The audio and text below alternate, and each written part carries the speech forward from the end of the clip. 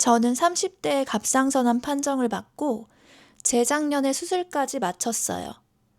근데 최근 정기검진에서 갑상선 기능이 점점 떨어지고 있어서 약을 먹어야 할 수도 있다는 얘기를 들었어요. 저는 반절제를 해서 지금까지 약을 안 먹고 있었거든요. 그게 나름 위로가 되었는데 갑자기 다시 평생 약을 먹어야 할 수도 있다는 말을 들으니까 나 진짜 아무 생각 없이 살았구나 라는 생각이 들었어요. 왜냐하면 수술 전과 별반 다를 거 없는 생활을 하고 있었거든요. 야식, 밀가루도 많이 먹고 술은 줄이지 않았고요. 운동은 예전에는 시간이 없어도 주 3회는 했었는데 지금은 헬스장 가는 게 손에 꼽히더라고요. 그래서 이제는 내 몸을 잘 관리해보자. 그 과정을 기록해보자. 이 생각으로 영상을 시작하게 됐어요. 진단을 받았던 시기로 돌아가서 얘기를 해볼게요. 처음에는 진짜 아무 생각 없었어요. 건강검진을 받았는데 갑상선에 1cm 정도 결절이 있다고 하더라고요.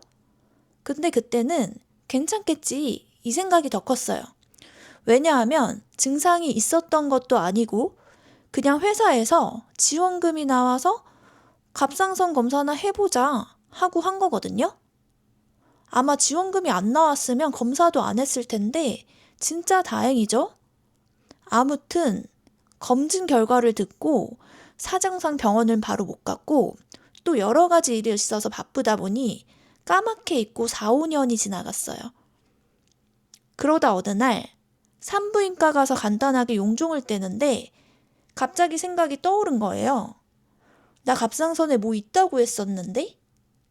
이 생각이 들더라고요. 그땐 촉이 안 좋았어요. 불편한 느낌이 확 올라와가지고 바로 병원으로 갔어요. 의사 선생님이 초음파를 보는데 왼쪽을 계속 보시는 거예요. 그리고 모양이 안 좋네요? 이 말을 계속 반복하시는데 좀 느낌이 쎄했어요. 그 자리에서 바로 세침 검사를 했고 정확해야 한다고 목을 2번 찌르셨어요. 목을 바늘로 찌른다는 게 말로는 되게 무서운데 생각보다 아프진 않더라고요. 그리고 일주일 뒤 결과를 들으러 갔는데 갑상선 유두암 5단계라는 말을 들었어요. 암일 확률이 80% 정도라는데 그냥 암이라고 생각하면 된다고 하시더라고요. 설마 아닐 거야 했던 게 진짜가 되는 그 순간의 감정은 잊지 못해요. 살면서 처음 느껴본 종류의 좌절감과 무력감? 현실을 부정하고 싶은 마음만 들고 눈물이 그냥 나오더라고요. 왜 나한테 이런 일이? 이걸 가족들한테 어떻게 말하지? 이런 생각이 계속 들었어요. 그래도 그때 제일 도움이 됐던 건 옆을 지켜준 남자친구랑 이미 겪어본 사람들의 이야기였어요. 암카페에서 사람들의 글을 계속 보게 되는데 경험자들의 조언과 위로가 도움이 많이 되더라고요. 그리고 일적으로 아는 분한테 수술 때문에 쉰다고 말씀드렸더니 본인도 했다고 하시면서 아무것도 아니다. 걱정하지 마라. 내가 해봤지 않냐.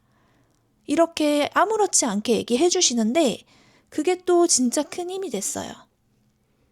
그렇게 조금씩 마음을 정리해 가는데 수술을 꼭 해야 하나? 하는 생각이 자꾸 드는 거예요. 갑상선암 수술은 갑상선을 절제하는 건데 장기의 일부를 절제하고 살아간다는 게 싫었어요. 그래서 비수술 방식으로 치료해주는 병원도 찾아갔고 희망적인 얘기를 듣기도 했었는데 더 걱정되는 게 전이였어요. 수술 전엔 알 수 없는 미세 전이가 있을 수도 있다는 점, 그리고 앞으로 언제 어디로 전이가 될지 모른다는 점이 마음에 걸려서 선택하지 않았어요.